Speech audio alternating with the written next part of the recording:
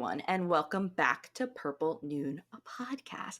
I am Stephanie Conti, and I am here with the Jessica Rabbit to my Roger Rabbit, What? Thank you. Savanna Lanausse. Hello. I'm so glad we're doing a fun movie. We need a light in the. I know. I realized as we were looking through, and I think we even redid our schedule, somewhat live. We did it during the episode, and I think it was I know we were it was just all over the place. I remember us being bamboozled. How did Cool Hand Luke get on the list and everything like that? Yeah. So not to say anything bad about Cool Hand Luke, it just felt like something out of left field for Savannah and I. But yeah, so here we have a little bit of a light one today, which is good, and I think it's a good time to lighten the mood because Hollywood is kind of in shambles right now. So the day we are recording this, it is official that the SAG has ended up joining the Writers Guild in striking. Mm-hmm. And this is something that I think was something that was surprising, but also not surprising because of how many people this affects in terms of in the industry. And so Savannah, what were your thoughts? And we kind of touched on this a little bit before in an episode before, but I want to know, what are your thoughts on the Writers Guild going on strike? What is your thoughts on the Screen Actors Guild going on strike? So what's your whole opinion on the situation? I mean, I do think it's crazy, one, how much technology has changed and how fast things are kind of, accelerating in that regard. I think Fran Drescher, who is the president of SAG, said it best. She said the contracts hasn't changed since 2007. And when you think about how different we, consume our media since then, the fact that their contract, they're still getting paid maybe the same, something like that. And there's nothing new. And then, of course, I did want to talk about something that one of my favorite film reviewers, besides us, of course, kind of touched upon, Chris Stuckman. He was basically talking about how an example of Matt Damon and Ben Affleck starting out as background actors. One of the first scenes in Field of Dreams. So he explained that essentially the technology has gotten so advanced that they could have just scanned their faces and excused them after a day and just use their likeliness.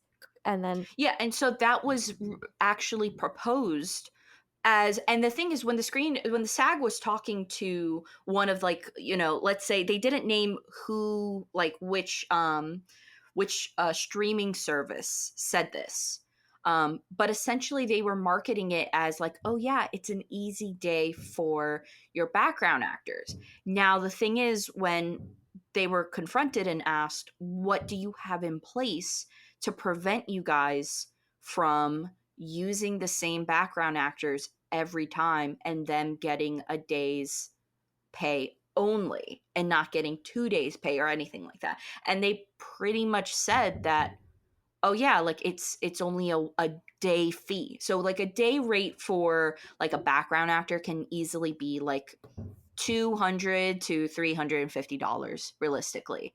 So can you imagine you get paid $250 and essentially, let's say it's Netflix. Netflix has the right to put you in all of their future projects as a background actor, and there's no limitation to how much they can use you, because at that point you can create free stars. Because when technology gets big enough to a point where we can take someone's face and realistically, and we're already close there, where we can realistically make it seem like that they're saying lines and that they're actually acting and pouring their heart out and everything like that. Talk about the Hollywood machine. Now you're literally taking people with with no opportunity to act and showcase what they can do, and just a AI generator being able to create whatever star that they want to see off of someone's face. It's absolutely insane. Well, exactly. And I think the issue then becomes, eventually, because technology is just accelerating at an unbelievable pace, eventually, like, if we're going to go down that route, what's the point of like actors then? Why not just use Yeah. the likeliness of anybody that's ever been an actor? Or like, new actors are going to become obsolete with this technology eventually. I know the technology is not there, but if they keep going down this road, we're talking about just using computer likeness images, and that is insane. That is the death Yeah. of like creativity. That is the death of acting. That's the death of like the starter point for people, because like what Chris Stuckman was saying, that is where Matt Damon and Ben Affleck started. That's where many of our actors, directors, big time whatever started as Oh my background God. You actors. look at Jeremy Renner, you look at Pedro Pascal, like that you all have to start somewhere. And especially if you look at people who have been in the industry for a while, unless it was like the 1% chance where they just got the role, 9 times out of 10 times, they're just background actors and you see them. If you look at any old TV show, like for example, like one of my favorite TV shows, and I'm sure it's one of your favorite TV shows too, is 30 Rock. Yeah. Just looking at all the people in, like thinking like, oh yeah, like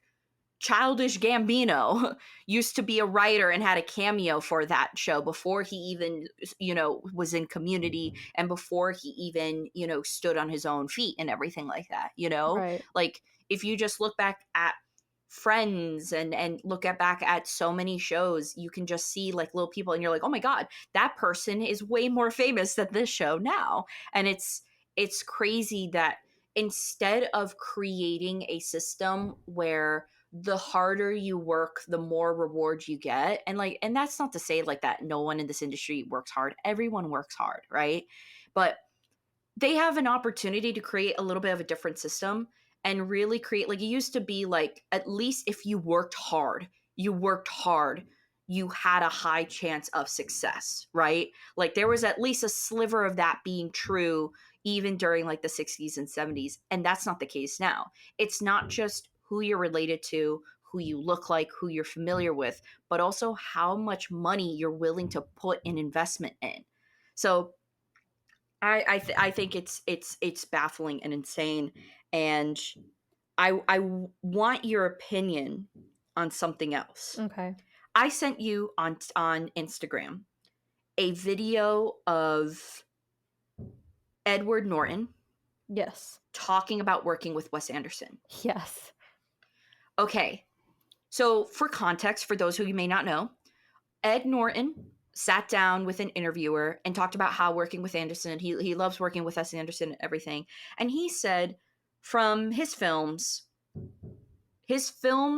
working with, like, his cameos in Wes Anderson films have cost him more financially than what he gets from being in the film, as well as he only made about $4,200 from playing like almost a lead role in a Wes Anderson film. And this is not 20 years ago, Wes Anderson. This is like within the past 5 years, Wes Anderson.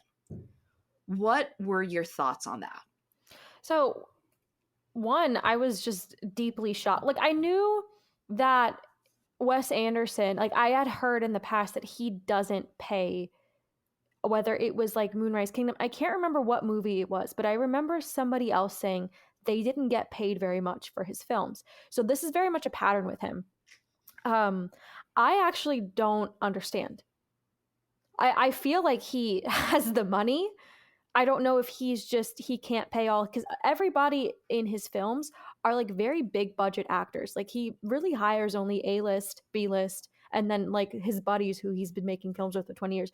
So I Yeah. actually don't really understand why they're only making $4,200. I don't know if there's like some kind of agreement.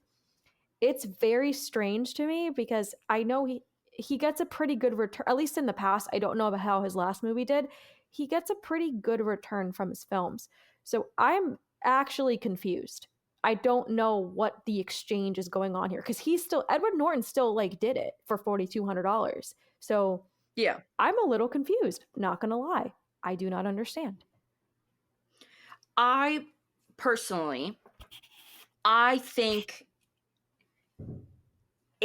and people might not like this, I think it's dangerous. I think it's extremely dangerous, and I think it's completely I think it's stupid. I think it's stupid. And I'm not to say like, oh, we need to keep giving millionaires millions, right? But at the end of the day, these actors have made a name for themselves. You're telling me if I want to be in a Wes Anderson film, all I have to do is just pay to be in it.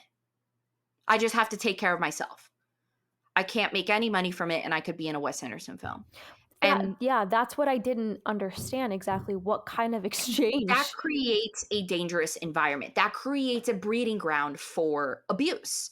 And I'm not talking about like like physical abuse, sexual abuse, or anything like that. I'm just talking about a huge power imbalance to say like, yeah, like look, I've been there. I've been given the opportunity younger to work with a well-known director, and I took the opportunity. And even with that, I was like, oh, yeah, I'll do it for free and everything like that. And I was looked at as I was so ridiculous because they're like, you do realize like you're working still. Like you have to be compensated for your work. It's not going to be free. And I was also like, I went to a different state to film, and and I don't even think it's just like, oh, this was just done because you knew like the person and stuff like that before. You knew the director. Obviously, you guys know it's Kevin Smith because that's my one connection and everything like that. But as I grow older, I'm like, you know what? No, like as I grow older, that was the right thing to do. Like you invited a 20-year-old to work on your set. They should be compensated, and I was compensated like majority of the others. I didn't get special pay, but I was compensated for my work despite me saying that I would do it for free. I was also, because I was the only person besides actors traveling from a different state with no resources or anything like that, I was also compensated a room at a hotel, which many people are like, oh my God, like that's insane, that blah, blah, blah. But realistically, if I had paid for my own room, if I have gotten an Airbnb or anything like that, I would have not made any money. I would have lost all the money I would have made working 2 months on a set, which is kind of crazy. I mean, it was 2019, so like obviously inflation and stuff was acting. So I can only imagine how much these actors who have to pay for their own crew, who have to pay like their hairdressers, all this stuff, who have to pay for their own hotel rooms and stuff like that. And Wes Anderson is not cheap. Clearly, he's not filming in Boone Hell Nowhere, Nebraska. He's filming in France. He's filming in Vienna. He's filming in all these places that are going to be expensive to be at. They're not cheap. You have to travel internationally and stuff like that. And I get it. Like maybe if you had like a few of them that are like, oh, he's my best friend, I would do this.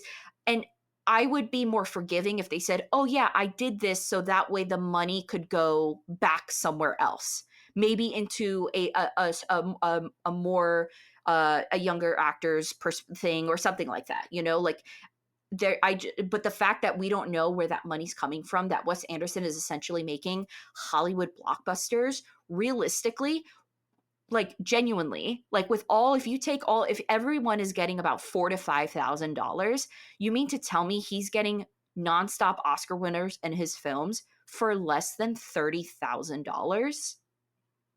So it's At very some point, these actors need to realize, I think they're being ripped off. so I okay.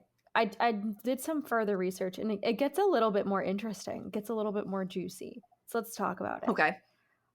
Most of Wes Anderson's movies are only like this past movie was a $25 million budget, right? Yeah. Let's talk about that.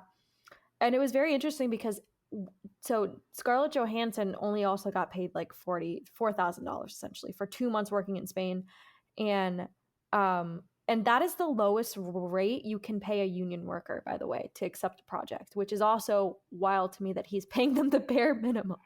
Now, what I found very interesting was Tom Hanks was also in this movie. A lot of Yeah. well-known, like Tom Hanks, Bryan Cranston, there was somebody else, I can't remember, but you're kind of right in the sense that like one thing I didn't understand quickly was why everybody keeps doing this, and the notion seems to be that they're like, oh, this is a fun these are the words they're using. This is like a fun theater camp. We love it. We love taking the vacation. We love working on projects. My, I think, issue is similar to yours as well. Okay. I don't know how much he's making theoretically on every movie, but I'm sure he's making some of his money back, right? And although I agree, Of like, course, of course. although like it seems like these actors are like agreed upon there's, consent on what they're being paid. I I think Wes Anderson in general has to branch out more for the sake of everybody involved and including himself, because I think and I speak for myself here, you might have a different opinion, everybody might have a different opinion. I am getting kind of, and I loved Grand Budapest Hotel. I loved Moonrise Kingdom. I like actually Fantastic Mr. Fox. I thought was very different. I think if he doesn't keep branching out, this is going to tire out very fast. And I think this idea of it being a fun summer camp, and these are billionaires, so I'm sure, not billionaires, but these are millionaires, and I'm sure they could take the pay loss.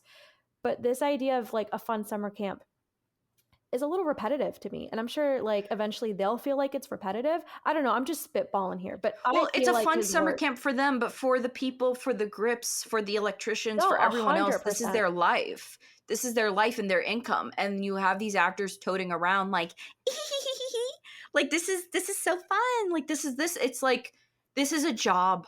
This is a job. Like and the fact of the matter is like the people behind the scenes work, I'm going to say it 10 times more than the people on screen, because and I'm not trying to discredit acting at all. I'm just saying like actors are usually in a chair for 6 hours and stuff, and they get heavily compensated, but you have people running around nonstop for 14 hours making the same amount of money as a Starbucks worker, Sure. making the same amount of money, $15 an hour, and they are working 14 hours. And it's not just the truck drivers who are bringing in and those people, oh my god, everyone overlooks them. The PAs are overlooked, but the people who are in charge of driving the trailers, because guess what, they got to be the first person there.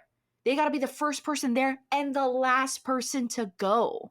That's the very end. So like there's so many people that you don't think of in film that are just, they're doing this for a job. And it kind of is a little bit like rubbing shit in someone's face when you have actors going around going, I'm getting paid just like you guys. Like, it's like, come on. Like, it's weird, you know? Like, genuinely, like, I'd be like, girly, like, we're not the same. Like, Scarlett, we're not the same. If I was working on that film, I'd be like, we're not the same.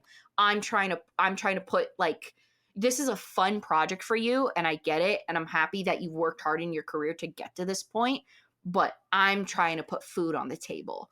So that's the type of environment that it creates. Now, if he was just working with an extremely small crew, it'd be a little bit different, right? If he was working with a personal crew, like buddies and stuff like that, where there was more of an emotional investment, just like how he has with these actors and them wanting to work with him and stuff. If he had a small crew, then I would be a little bit more forgivable. But the fact that he probably has, like, the average film has like 100-person crew. He probably has, with all the sets and everything like that, easily 150 per film that he makes. And it's interesting because I think I would have liked the story more. Like a lot of, so I'm assuming the 20 to 25 million range that he takes to make these movies go to his very meticulous and detailed sets. What I would have loved to see more is maybe him putting that money towards like crew costs and the actors taking a pay cut to be a part of this fun summer campy vibe. But the fact that a lot of his costs seem to go to, and I understand he has a certain vision. This director is known for a certain detail in his film, and it's worked throughout his whole career, and it's fantastic most of the time.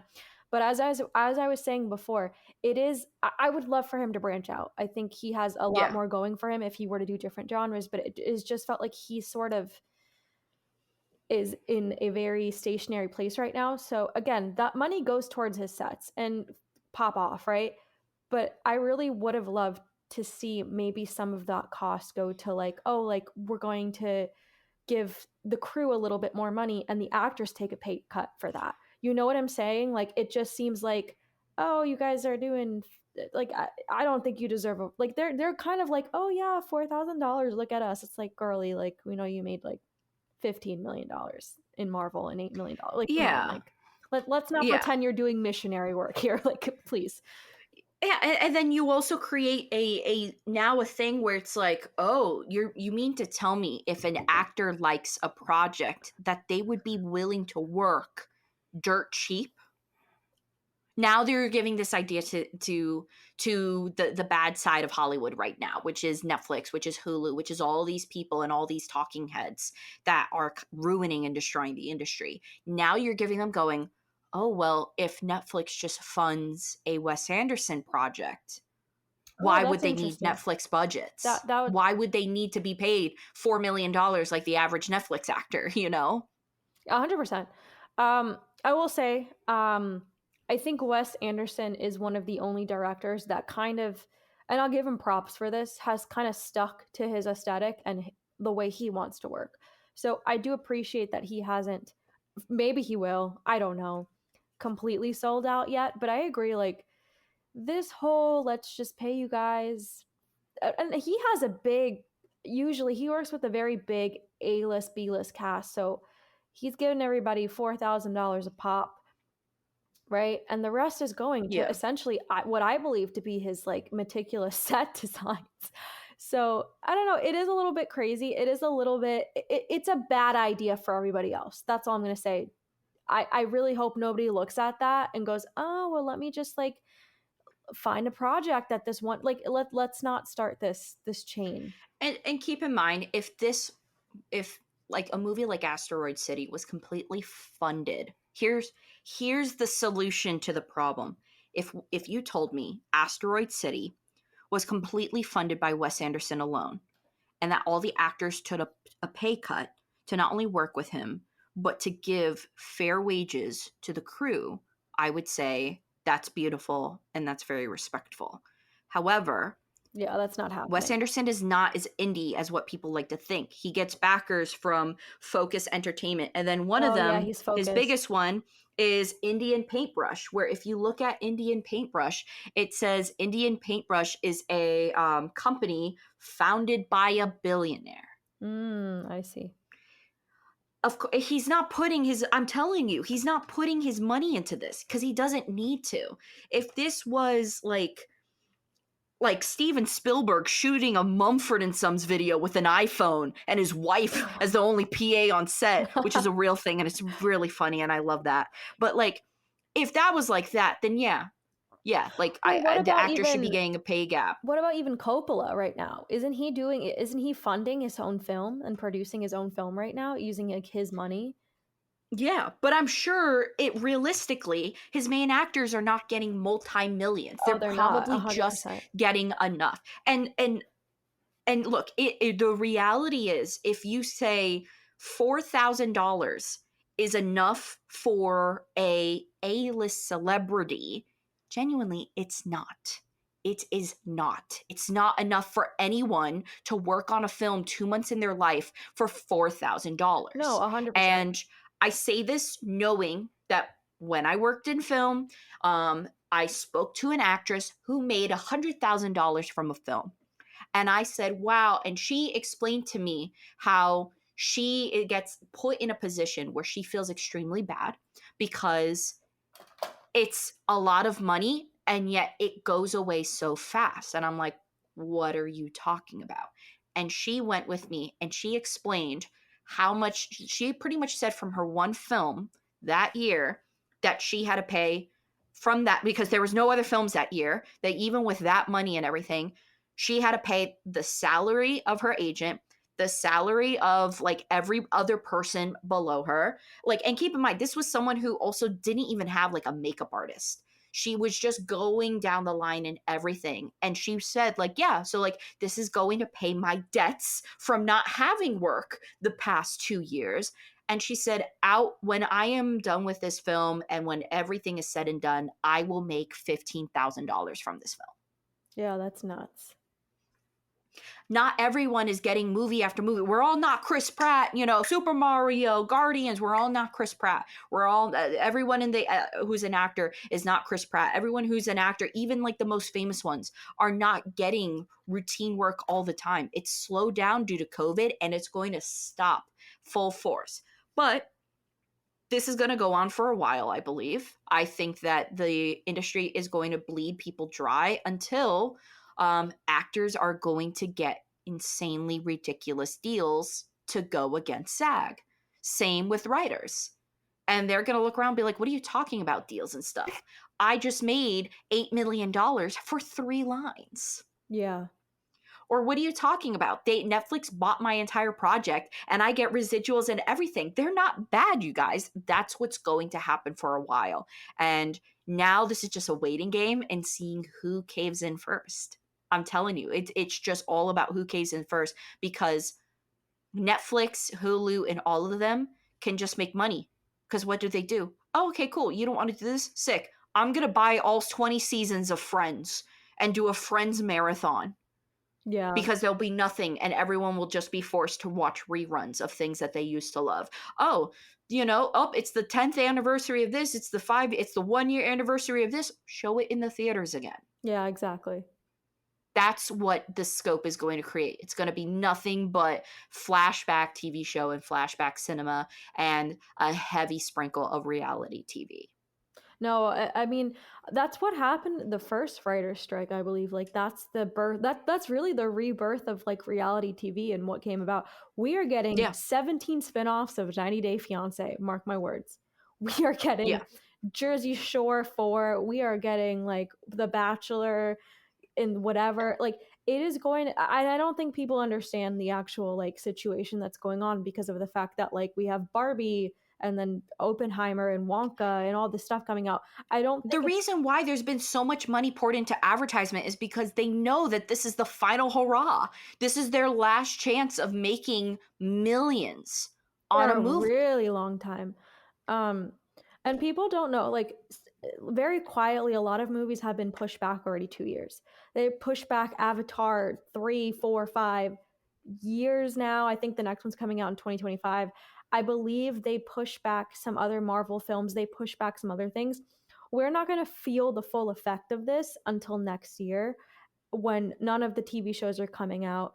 Um, and that's going to be really wild to get on, some of your streaming Netflix, to get on Max, to get on Hulu and have nothing new to watch. It's going to be Yeah. very, very crazy. Same with the theaters are also going to suffer. I think that's what I'm worried about. I think I'm worried about the fact that theaters have already took such a hit. And obviously, like I believe like the rights of actors, the rights of writers are priority 100%, but we're going to see some repercussions when it comes to movie theaters. Your favorite neighborhood movie theaters, if they made it past the pandemic, this is going to get very rough. And I hope Flashback Cinema, I hope maybe doing like fun things, fun events in their theater will keep them alive, because things are going to get a little rough. Yeah. It's going to become very a drought. And like, for example, this year, The Last of Us hit TV show just came out. And obviously they're going to make a season 2. It is already predicted that season 2 will not be out until end of 2025 or early 2026. Just cancel it. I'm not I know that Which is sounds mean, insane. but like there's no way. What is this, British TV where I gotta wait 4 years for a friggin' season? It's so bad. Like I'm sorry, but everybody's gonna. I'm not waiting 4 years. I'm sorry. Like what is that? 3 or 4 years? No, Yeah. no way. Just cancel it. Sorry. Yeah. I love Pedro Pascal, but that's insane, and that is a ludicrous amount of time to expect viewers to also wait and not move on. I'm Yeah. 25. What do you mean I'm not going to watch TV again until I'm 30? Yeah, right. It's going to get really crazy. But listen, I say that there is a little bit of a silver lining to this, a little bit, and it's very slim. It's just more of an opportunity. Now I think for the next however long this lasts, people will really be able to have more accessible shows. And what I mean by that is going back and rewatching some old shows. Now, instead of going to the theaters and stuff like that, maybe now you can buy like DVDs and stuff. This might be a decent opportunity for physical media. Oh, that's a good point. So physical media might get a little bit boosted because it's like, oh, I haven't seen this film in years, nothing good's coming out, I might as well rewatch it, as well as this could be a period in people's life where they discover something new instead of looking forward to films. Maybe like what our podcast does is try to find those hidden gems that may have been lost along the way. I would really also love to see theater rentals go down again. I know during the pandemic, and I didn't get to do it, and I regret it so much, that they had like full theater rentals for like Mm-hmm. $100. And wouldn't it be crazy if we could watch like some of our favorite films and movie like in the theater? We just request whatever. I would love to, and I get it. Like I don't want the theaters to suffer, but I would really love. Could you imagine, Stephanie, watching Last Tango in Paris in theaters? Oh, I'd sob. I'd be like, just in the theater. The only person in the theater, by the way. And I could cry as hard as I could want. But like, I do think like I think it would be smart for movie theaters to go like, hey, we're going to start regularly doing flashbacks and stuff. Like, I was kind of thinking, and I was looking and seeing if our area had something like this, where if we had some type of like film society that set up an agreement and like did like monthly, besides the flashback cinemas that most place offers now, but like did like a monthly like showing. We have a friend, David Blakesley, who's part of the Criterion's Reflections, and it was Woo! really cool because he is part of a film society in a different state. I believe it's Michigan, but I could be wrong. I think But so. anyways, I think it's the Grand Rapids Film Society, I believe. Don't quote me on that entirely, but essentially they did a showing of Titanic, and everyone dressed up as like members on the Titanic, and it was really cool. And they said that they had like people like the cello players and stuff like that, like, and they made like a shindig out of it. And I'm hoping that maybe that can be kind of birthed from something like this, where maybe instead of just going to the flashback cinemas, where it's almost like little mini conventions for one sole movie where everyone can hang out for 2.5 hours and then go home dressed up as their favorite character from a movie. I think that would So be so much fun. And I think like we live in a city where that would work very well. yeah, I think that would be fun too. Now, would I love to do that? Yeah. Do I have the time? Probably not. So I'm hoping maybe I can kind of discover something, or maybe lightly do something like that. It's just you, me, and Zach. It's just you, me, and Zach, and we call ourselves the Society. That should be a thing, though. I think we should just start doing that with like some friends who live locally and stuff, and then any viewers and things like that. I think that would be really fun. Like, even if we start doing it as like a once every 3 months type of thing, I think it'd be something to try. Like, I'd totally be down because I do know that Sinopolis, our favorite theater, still does theater rentals. They are a bit pricier now. They're like $200, but maybe with everything it might go down a little bit. Yeah. And maybe we could take advantage. But like with something like that, if you get multiple people, like even if it's $100 or something like that, right? If you get a certain amount of people, you can keep ticket prices to like $5 per person. True. That is very true. And yeah, I think that would be something fun to do. Maybe we should really consider it one day, even if it's like a one-time thing. I think it would give us a lot of street cred to be like, no, we had a film society for a day and we showed the Simpsons Oh movie, my which is an God. underrated classic. Talk about something And we have to review on this podcast. We do. and Stephanie would not stop doing her Bart Simpson impression and just kept cursing as Bart Simpson. So like something like that. Like I think that like it doesn't have to be the Simpsons movie, but I do think like maybe I feel that would be super cool. And like if anyone's like, I like that idea, I kind of want to do that. Yeah, do it. Like do it. Like, try it out.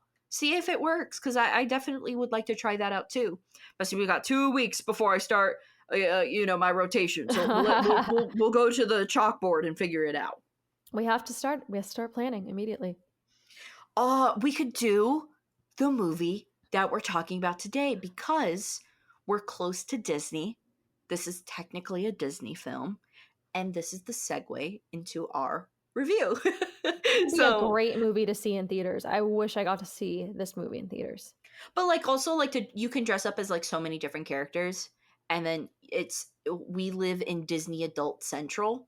So it just be so easy to just wrangle around as many people just to see friggin' Mickey Mouse on the screen for 5 seconds, Absolutely. And I'll ring a bell and call out the decrepit Looney Tune fans that live in their mother's basements, and just get them out, of the house for a hot second. I'm sorry if you're a Looney Tunes fan, like I'm a Looney Tunes fan too, Dude, I but love like the Looney Tunes. What do you mean? there's no, like, I don't know, is Looney Tunes even like around? Like, is that even like a thing? Like, I know like Puerto Rico's big on Tweety Bird. That's like that's their mascot, I don't think they're currently doing anything with them right now, which is kind of sad because it's the end. Like so many generations, like that was a whole thing, and I feel like it just kind of died. Yeah, it really just did. Like, and probably because of Mouse and stuff, but like, it's Warner Brothers I just don't let that bring pass it back. away. Yeah, they were like, we're gonna grip onto Bela Lugosi's, his cast and his urn as hard as we can for like Universal Monsters and stuff like that. But because I think it's Universal and Warner Brothers that own like the classic horror films, right? Mm-hmm. I think so. They So it's do. like, do that, but screw Sylvester the Cat, man. But yeah, so speaking of Sylvester the Cat and all that, today, if you did not read the title, we are going to be talking about Who Framed Roger Rabbit.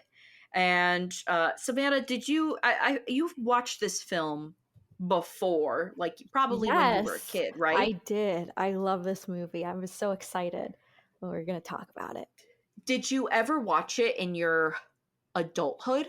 I did. So funny enough, I saw this movie again at the I went to the movie theaters and there was a day and I dressed up as Tweety I Bird. wish that sounds like my ideal day. That sounds like it. No, in the beginning of the year, I just happened to I didn't know it was on Disney Plus, and when it did, I was just like, oh, let me rewatch this because when you're a kid and you watch something and when you get older, you're just like, this is kind of trash. I wanted to see if that's how I felt Yeah. with this movie, and I did not. And I was very excited because this is such a fun movie. What a love letter to like New York film, like to mystery, to all that stuff. Like what a goofy film. Probably the last love letter to ever happen. It is so fun.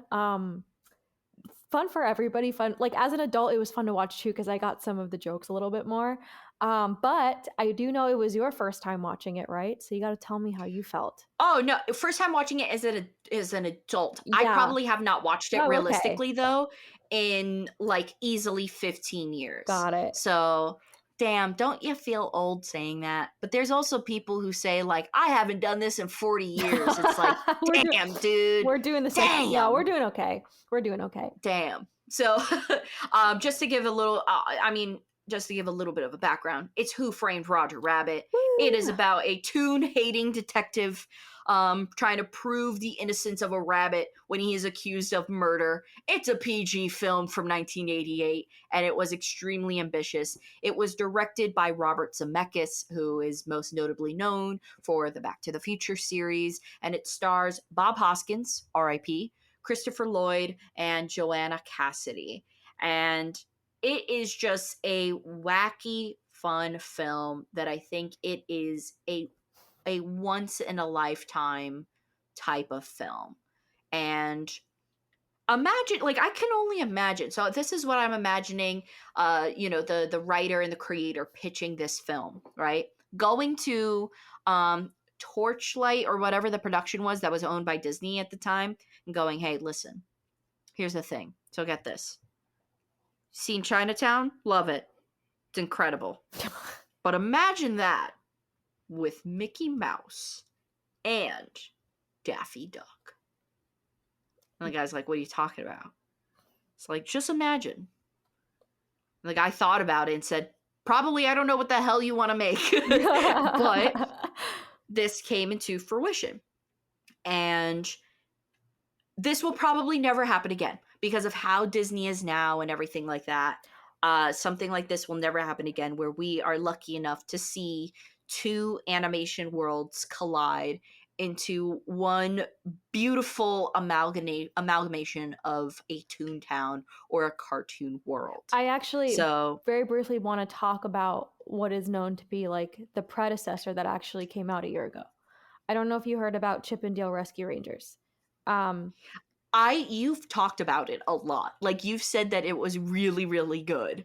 So let's talk about what do you mean? Is it's a legal predecessor or just kind of like hidden? So it's the same so it's cartoons and people, and it's came out on Disney Plus last year. I feel like nobody really talked about it. And it's essentially like Chip and Dale 30 years after the show, and they're like adult chipmunks and they have to reunite to solve a mystery and stuff. And it stars John Mulaney and Andy Samberg as like characters. I want to say it was very good, but the reason I'm bringing it up now is because when watching this movie again, I realized how, although very fun and a good, I'm glad they're bringing it kind of back, very safe movie Chip and Dale was compared to Roger Rabbit. Like, oh my God, yeah. Humor, the storyline was just insane. Like, although I like Chip and Dale, and if you haven't seen it, please go see it.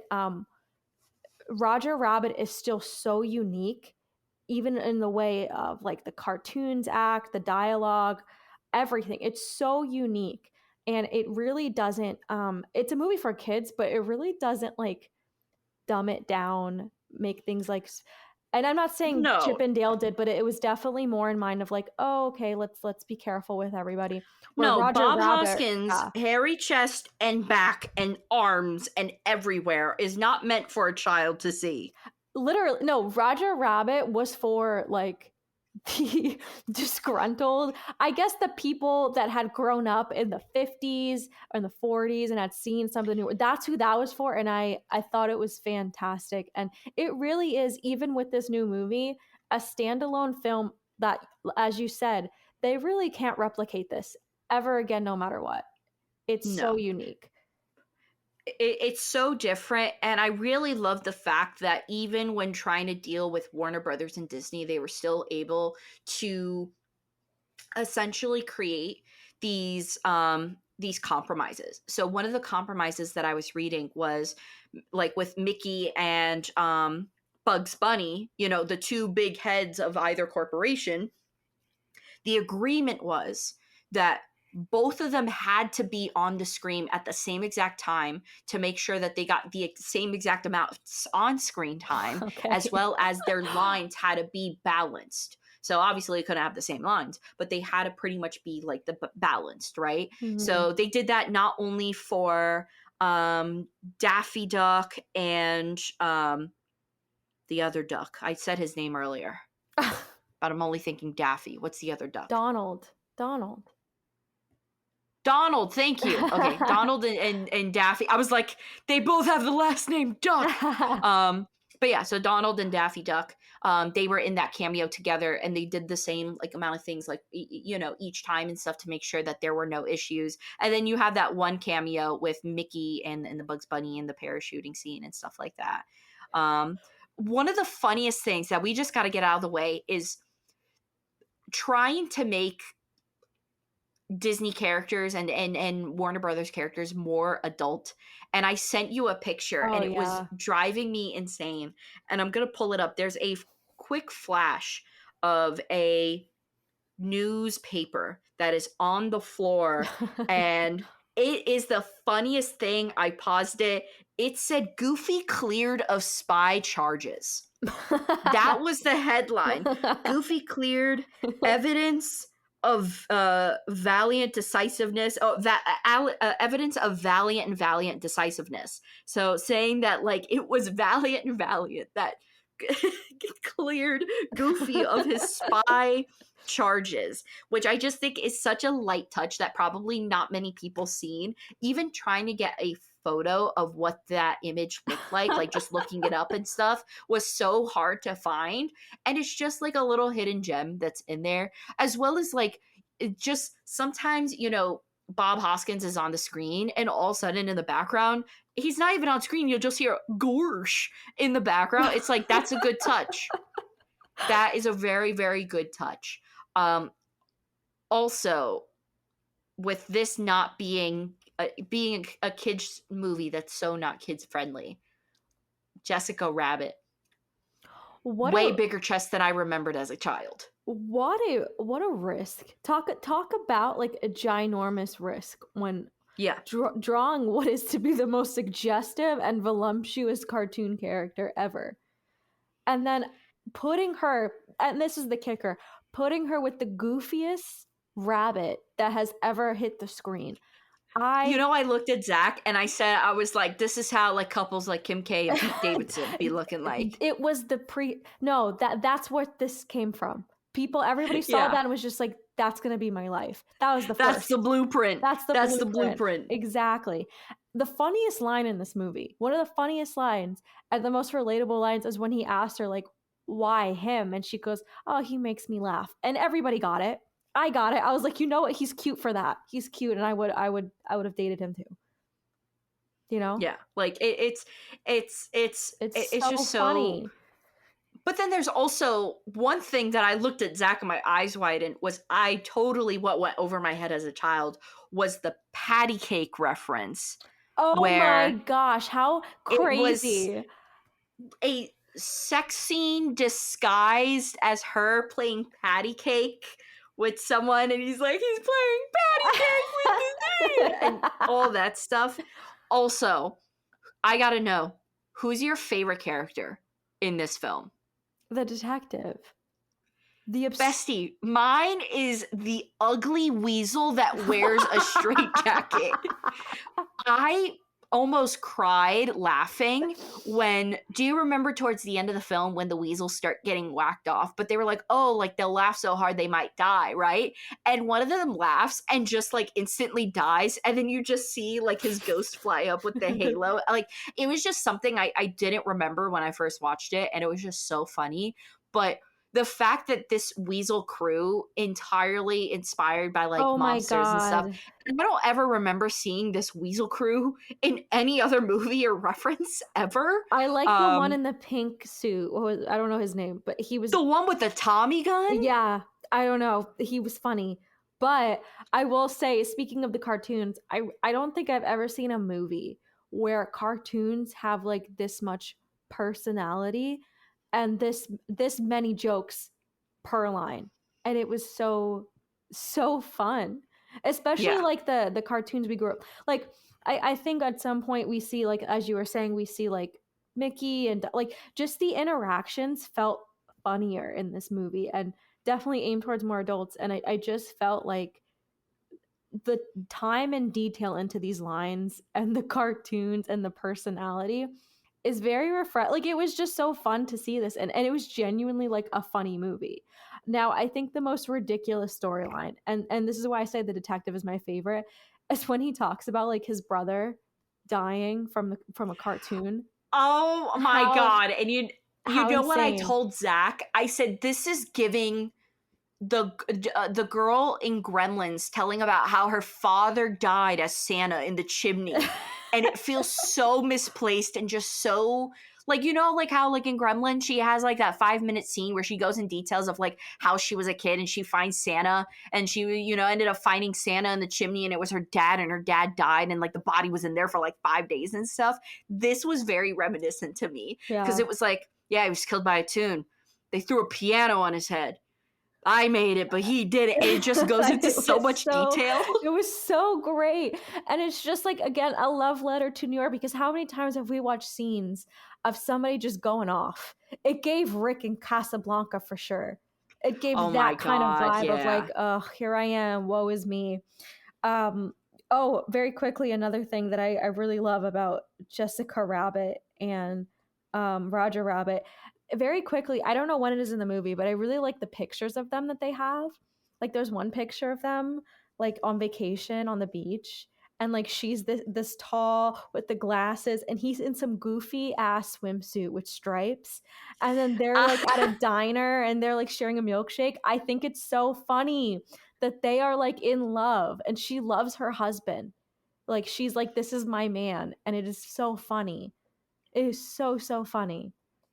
it is so great. But overall, like it's such a great film. And so I ended up doing some research as to how the interactions with animation and obviously live actors, how it was made. Do you know anything about how it was made? Yes, I do know a few things. I haven't watched, I know there's like a documentary and videos and stuff, but I've only heard things in passing. So they would essentially make a smaller model of all the characters, and they would like interact. It's just a fake model. It's just like literally clay and stuff. And they would interact with it. And like Bob Hoskins specifically would just interact with it and everything like that. And it would be smaller than what his proportions would actually be. So that way, the animators had essentially more room to paint over the film cells. So they did every frame like how they would do like animation, frame by frame. So essentially, they would just make smaller models and then cover everything. So even like when there's motions and things like that of like let's say like a drink or something like that being grabbed, it's actually a robot with a really small arm, so that way, when they put like Roger Rabbit's hand around it, you don't even see any remnants whatsoever of, the robot arm that was holding the cup and was moving it around and stuff like that. It's really cool and really ahead of its time. And I thought it was really funny how Bob Hoskins was said that he felt like he was losing his mind because he was just interacting with fake things for like 12 hours a day. And this was when, movies took forever to be made. So, like, it was like, I think he said like 6 months of him just interacting with nothing most of the time. That's such a funny like it, I can picture that in my mind how funny that must have been for everybody else, but this poor man was just like interacting with like robot arms and like nothing, like air. Yeah. And then also, too, Jessica Rabbit was actually not made when he was filming. So, when interacting with Jessica Rabbit and all the other actors, interacting, there was no example of what she looked like. So everyone just kind of had to imagine what she looked like, and they were not expecting her to look like that. They just kind of like all thought of like their own crushes and things like that. But I think that's also interesting too, because the interactions with Jessica Rabbit seem so realistic and stuff. And not only do the great animation, but on top of it too, he doesn't even have an idea of what Jessica Rabbit looked like until the movie came out. That's crazy. Yeah.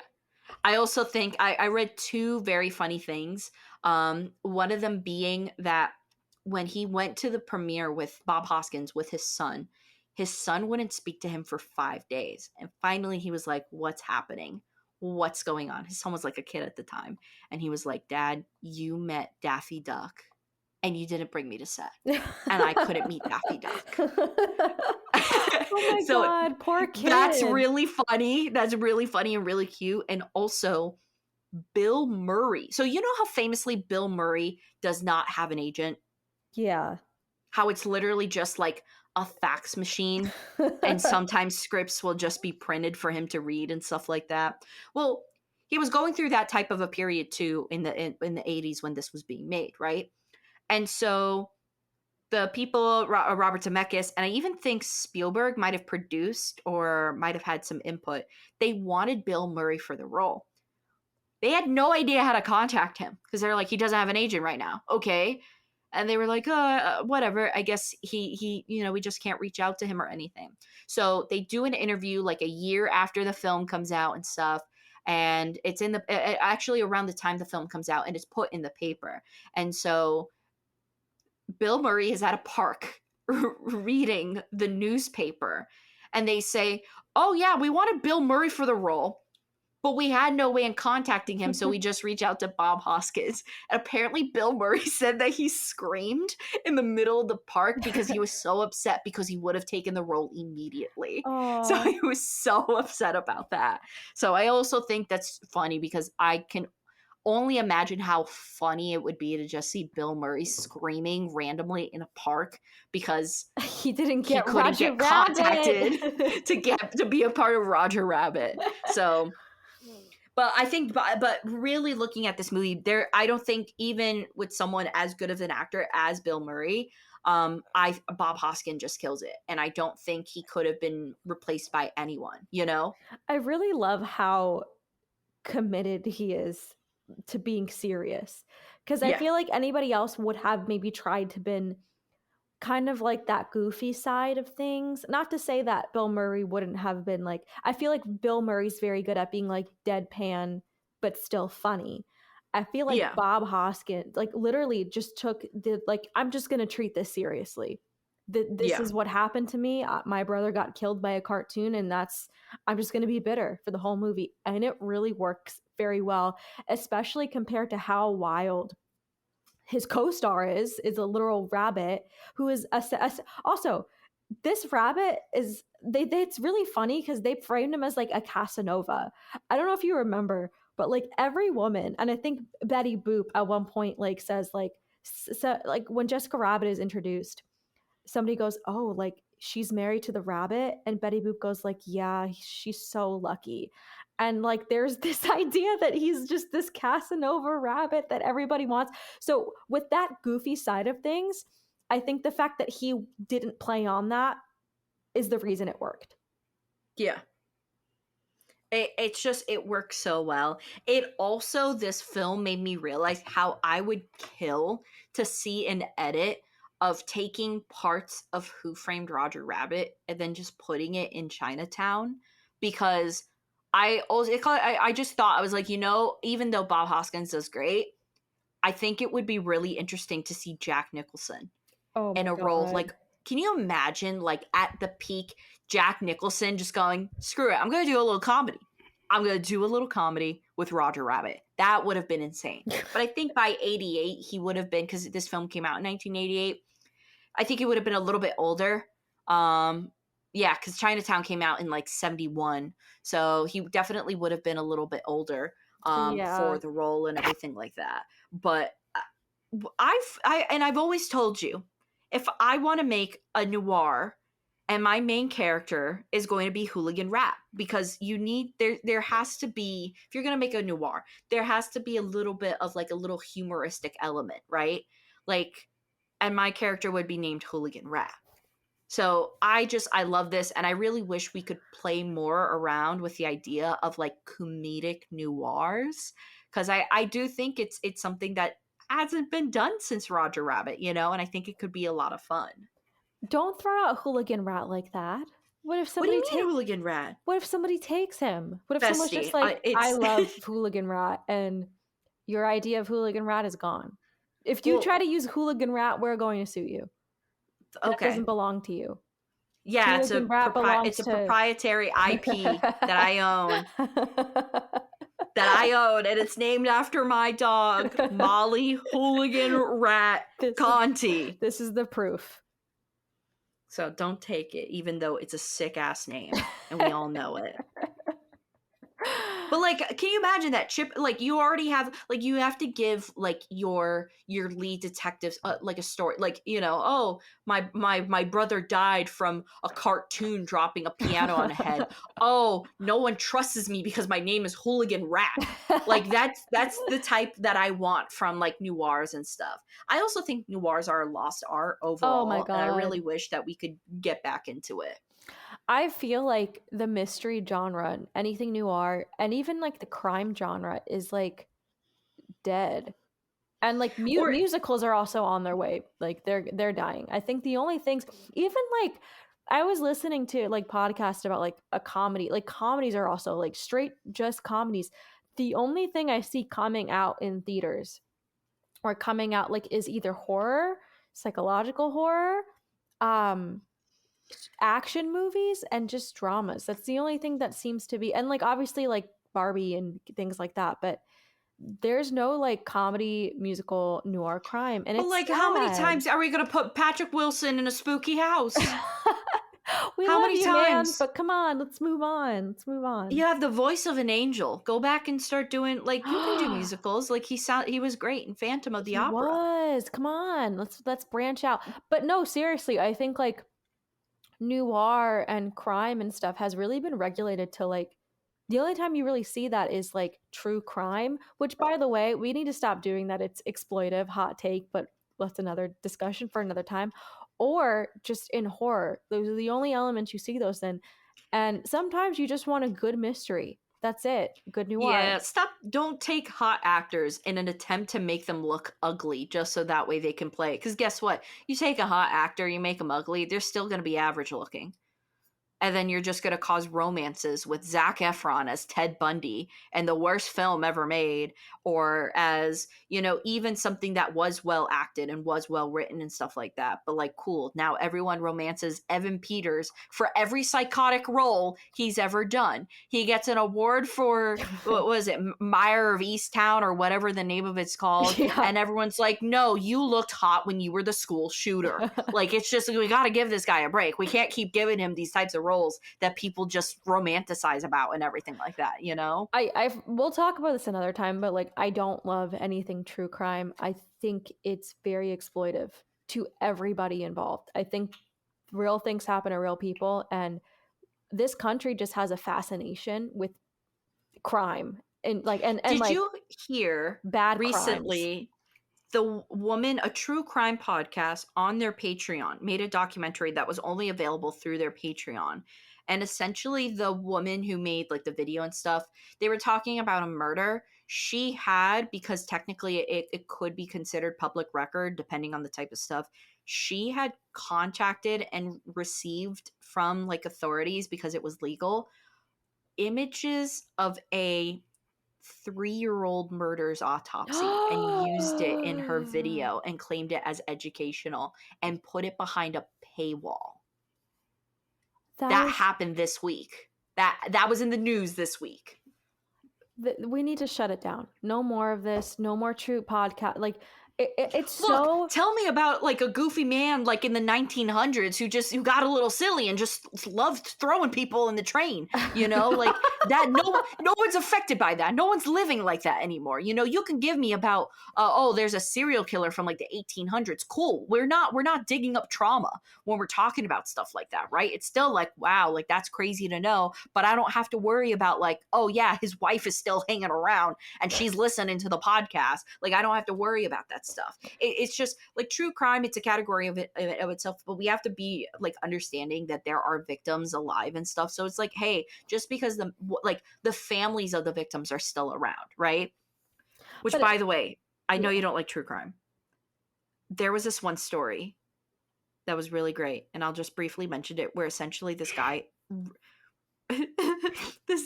it's a really funny episode where essentially this guy really got off in the early 1900s from seeing like trains crash, Oh and my god.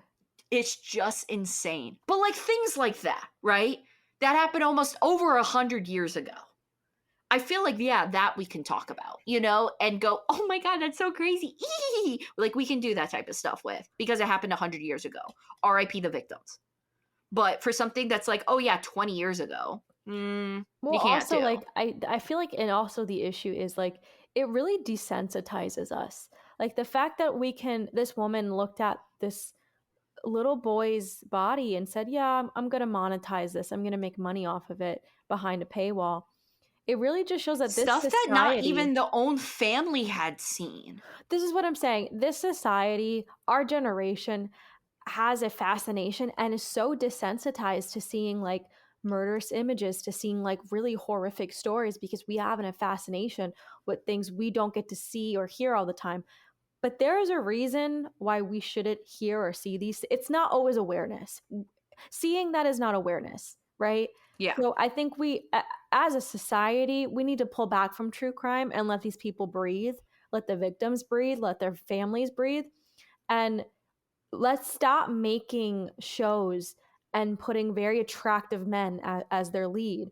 So because none of us want to see TikTok edits of the people you just mentioned, I don't need to see Evan P.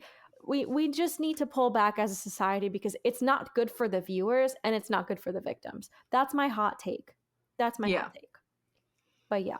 I will say the only like good thing to come out of the Jeffrey Dahmer series with Evan Peters is the one photo of him as Dahmer in front of the TV. Oh, He's the like, "We're memes gonna were watch a little fabulous. TV," and then people were putting in Twin Peaks as on the TV, or putting in like Silent Hill and stuff. That was great, but that's a meme. But that's a meme on a TV show. But in reality, like watching it and stuff, it's horrific. And I look, I'm no saint. I watched the whole TV show and I thought it was well written and stuff, but at the end of the day, like, you know, like I kind of realized, and I do kind of I do regret watching it because I'm like, you know, like there were, I think I really started regretting it when Evan Peters won the award and paid no mind to any of the victims. But this is what I'm That was when saying. I had regretted it. But also, like, that it is a lot to put on one actor to It be like, hey, is. you played this serial killer. You need to apologize for the gruesome murders because you just embodied it. Like, it's a really tricky, slippery slope. So, like, it was just like I was upset at Evan Peters for that, but also like I get it. Like it's It's either you're hard. damned if you do, you're damned if you don't type of thing, and it's really a balancing act between all of it. But yeah, I after when I saw that, I was like, yeah, like they're never going to get the recognition that they deserve, and I do regret watching that show.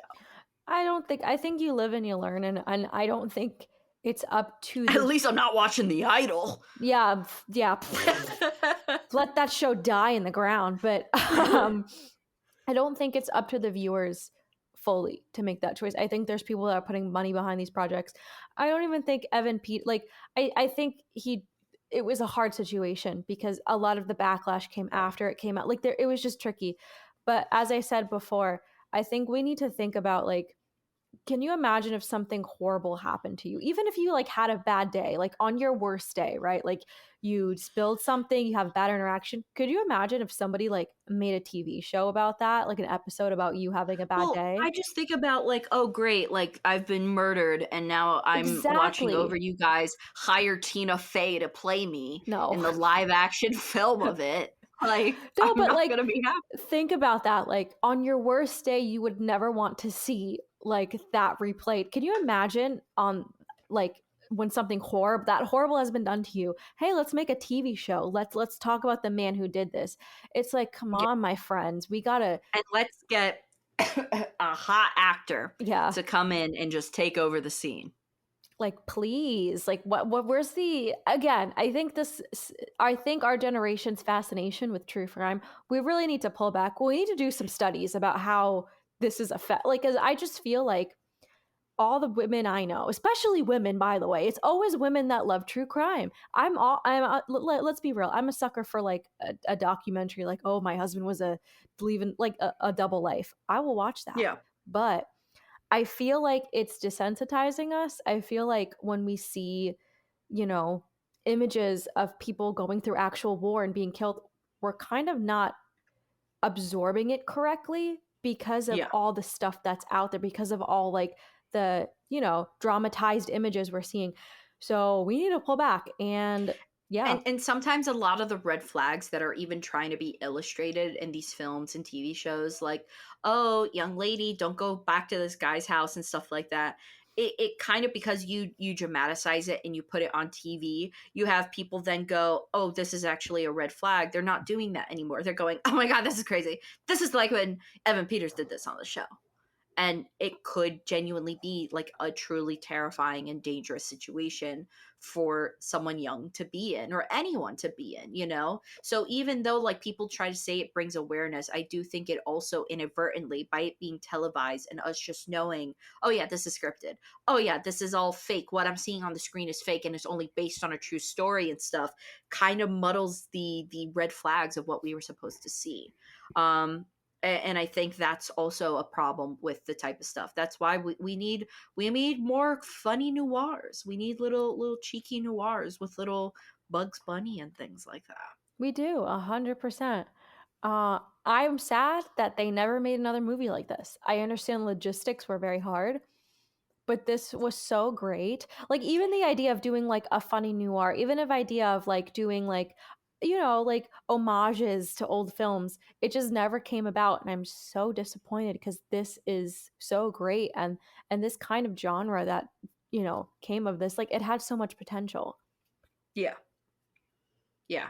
But this film is awesome. I genuinely like we went to Disney recently and I actually said that it is my favorite Disney film because of how ambitious it is, how wide appeal it has, and how it's such a beautiful blend of noir, seriousness, action, and comedy. It's just so good and so well done. I do think Robert Zemeckis as Zemeckis as a director is just so beyond, like the 80s were ruled by him, Yeah. and he did such a good like genuinely like his entire like filmography and something like that is something where it's like we don't consider Robert Zemeckis one of like the greatest directors, right? But if we really look at it, like he shaped generations Yeah. from all his films and stuff from like the 80s and 90s. Like realistically, I'm pulling up a list of his stuff, so let's see. I know he's Back to the Future, and I know he is um Death Becomes Her. I know that was his film as well. I know something else too, some other ones. Back to the Future, Who Framed Roger Rabbit, Death Becomes Her, Forrest Gump, Oh, I forgot he did Forrest Gump. Wow. Castaway, The Polar Express, A Christmas Carol, Flight. He did yeah, like it's just it's like he really shaped generations by what he made, you know. I think he also directed, is this a this what looks so familiar. Amazing Stories. Oh yeah, is Hmm. that Gene Wilder? I don't know if I know that. No, I'm getting confused with a like a Mel Brooks type thing.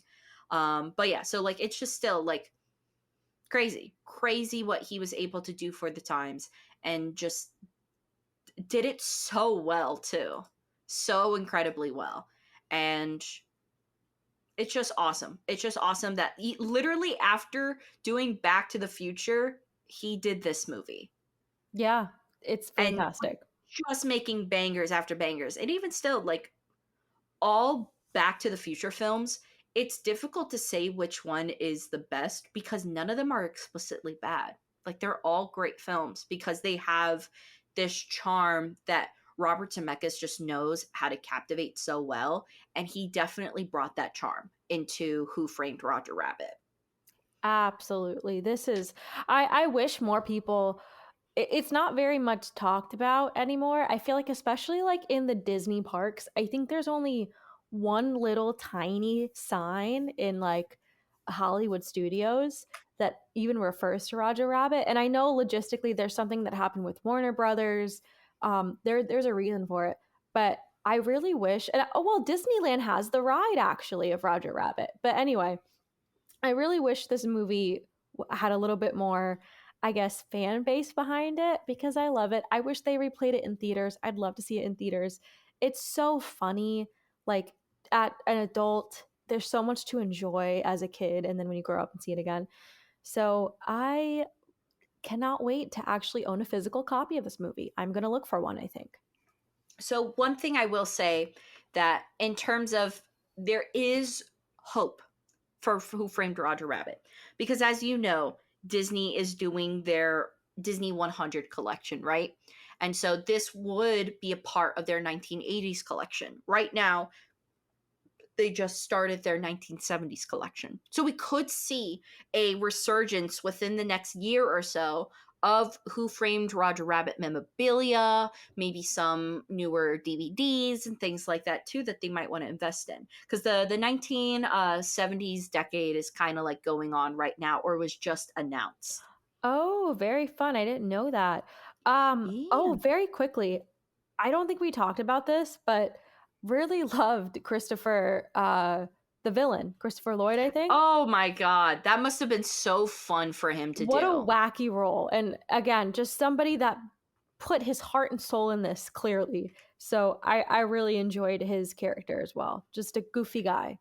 Love it. I love it, and I also love how his weapon, like, obviously he's trying, like, in the beginning and before the reveal and everything like that, he's trying to play a very serious villain, and yet at the end of the day, his weapon was still just goo.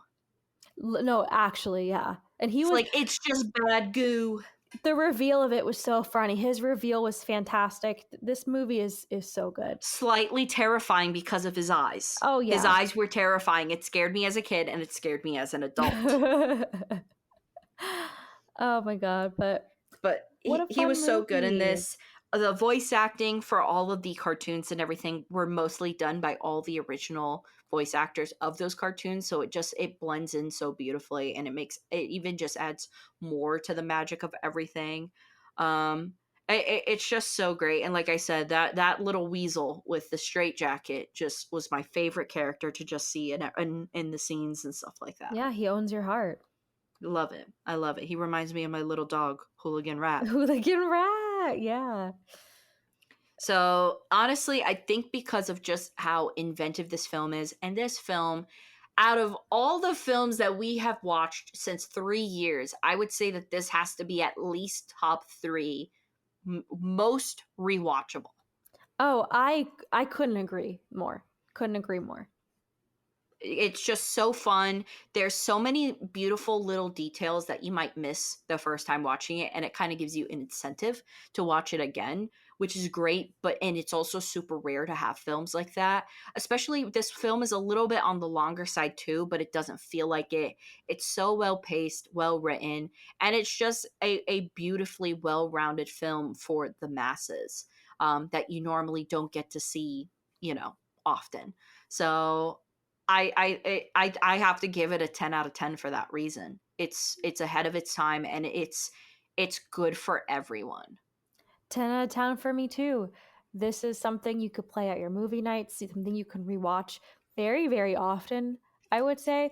And for, us movie lovers, it's really just a love letter to like the golden age. So I really love this movie. I can't wait to look for like a physical copy of it. I'm hoping there's like a 4K release somewhere. So I'm very, very excited. Oh, you got that 4K DVD player? Yeah, the PlayStation plays it. Oh my Yeah. god, the PS5? Yeah, my husband got one, and hopefully I'm not wrong, because he said he's like, yeah, like he told me he tried one of my 4K DVDs and it worked. So I'll try it for sure. I'll see with my own eyes, but that's the word on the street, my friend. It's the word on the street. That's the word on the street? Hold on, hold on, hold on. I'm double checking. I am double checking. Yep, PS5 can play 4K UHD Blu-rays. Insane. I'm telling you, like when I heard that, I'm like, oh, this is for me now. Finally, I can invest in 4K DVDs. Well, And it'll also be mine for 48 hours when and if Silent Hill 2 the remake is out. no, you're gonna have to sleep here, 100%. I told Paulo, I said, I'm just taking it. Like, I need to be alone. Like, I'm just going to take it. we I don't want you literally guys to see me that way. We literally have a guest room downstairs. You're just going to take the whole system, put it in your guest room in the TV, and we'll just see you in 3 days. You'll let us know how it's going. We'll leave you food at Like, the door. you will literally, like, look in, and it's just going to be me glowing in bright green, like fluorescent light, because of the light of the TV reflecting on all the Mountain Dew bottles that are going to be sitting around me. It's going to, like, I'm going to look like I'm bathing in, like, the green goo from Reanimator. Like, I am going to look like that. I'm just going to be at the edge of your bed. All of a sudden, it's going to look like, that one meme from It's Always Sunny where, the Pepe Sylvia, and he's doing like the stuff when he's working at like the office building. Yeah. And he's looking, you're going to look like that. And it's just me figuring it's just all Silent Hill promos and just all things like, where is she? Where's Mary and stuff, as if I'm becoming James in the room. It's going to be crazy, and I can't wait for that day. We'll be prepared. We got it. So I totally forgot what movie we're covering next. Do you remember? Yes, it's on our list. A Sophia Loren classic, Sunflower. Yes, yes, yes. So we're going to be talking about sunflower, and we got some other things coming up, and we also have something in plan for our 100th episode, which is going to be Woo! creeping up on us soon, which is going to be so much fun. Um, but yeah, so thank you guys so much for listening, and of course, thank you so much to our Patreon members. I already announced this on the Instagram, and I already announced this on the Patreon page, but because of you guys, we were able to make investments in new microphones. Only Yay! one of them is being used now. The other still has not gotten to Savanna. But right now, the microphone I'm using is that one. So thank you guys so much. Like, genuinely, like, this, it wouldn't have been accessible to do if it wasn't for you guys. So it's so much appreciated, so much loved. Thank you And guys. we do have some plans to get some exclusive content on Patreon for you guys, not only for the $1 members, but essentially anyone who's any tier on the Patreon. Mm-hmm. So there is that. And yeah, so thank you to our Patreon. We have Sensei. I gotta start creating a list. We're getting more We people do. added You on it need, now. yeah, we need So a okay, so list. Savannah. So we got Sensei David. Woo! We got Homeboy James. Woo! We got Danny Boy. Woo! We got Buddy Ryan. Yep. And now we have Manny Romero. And Manny, by the time you're listening to this, I asked you what you wanted your nickname to be because you were a new subscriber and I did not receive a message back. But that's We need to okay. get a So I would just nickname. call you Manny for now. So I'm not missing anyone, right? I went through the whole 5. That's it. Yeah. Yeah, I think so. Oh no, I think Savannah's left the chat What? I'm here. preemptively. I'm here. Well, I guess I'm alone now, guys. Well, she says she's here, but I can't hear her. She says she's talking, but there's no talking. I'm It's like I'm communicating with a poltergeist here. Help! Well, thank you guys so much for listening. Savannah says bye, and she loves you all. And I say bye, and I love you all. And next time you hear from us, we will be talking about sunflower. Bye. And Savannah says she does love you guys. Take care.